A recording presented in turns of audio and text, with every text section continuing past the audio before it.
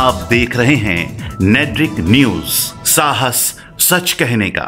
दुनिया को संयम और मुक्ति की सीख देने वाले भय्यूजी महाराज दूसरी पत्नी डॉक्टर आयुषी और बेटी कुहू के बीच चल रहे विवाद से टूट गए थे। दर्जनों ऐसे मौके आए जब पत्नी और बेटी आमने सामने हो गईं। दोनों के बीच सुलह और सब कुछ सामान्य कराने के प्रयास भय्यूजी महाराज करते रहे, लेकिन स्थिति सुधरने के बजाय बिगड़ती चली गई। मंगलवार को उनकी बेटी पुणे से इंदौर आने वाली थी, तब उनके घर मौजूद परिजन और कर्मचारियों को भी विवाद होने का भय सता रहा था। भय्यूजी महाराज को भी शायद इस बात का अंदेशा हो गया था। हजारों लोगों को उनकी समस्याओं का चुटकियों में हल बताने वाले भय्यूजी महाराज शायद जब अपनी समस्या का हल नहीं तलाश पाए तो उन्होंने खुद की जीवन लीला समाप्त कर ली। आज दोपहर 1 बजे भय्यूजी महाराज का अंतिम संस्कार हुआ, लेकिन इसी बीच एक बड़ी खबर भी सामने आ रही है और वो ये है कि भय्यूजी महाराज ने खुद को गोली मारने से पहले एक सुसाइड नोट भी लिखा था और उसमें लिखा है कि वो जिंदगी के तनाव से परेशान हो चुके हैं। मेरी मौत के लिए कोई जिम्मेदार नहीं है। इसी के साथ भय्यूजी महाराज ने इस सुसाइड नोट के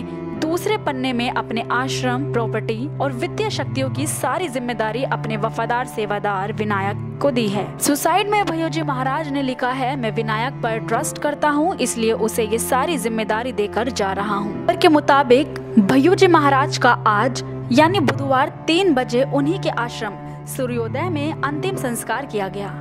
अंतिम संस्कार से पहले भय्यूजी महाराज का पार्थिव शरीर उनके इंदौर स्थित आश्रम में रखा गया था।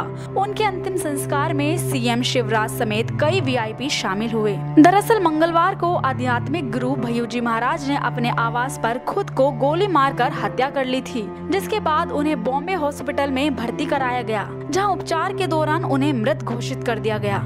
उनकी मौत के बाद से उनके अनुयायी और पूरे देश में शोक की लहर दौड़ गई है। बता दें, भय्यूजी महाराज तब चर्चा में आए थे जब भ्रष्टाचार विरोधी आंदोलन के दौरान भूख हड़ताल पर बैठे अन्ना हजारे को मनाने के लिए यूपीए सरकार ने उनसे संपर्क किया था। नेट्रिक न्यूज की रिपोर्ट।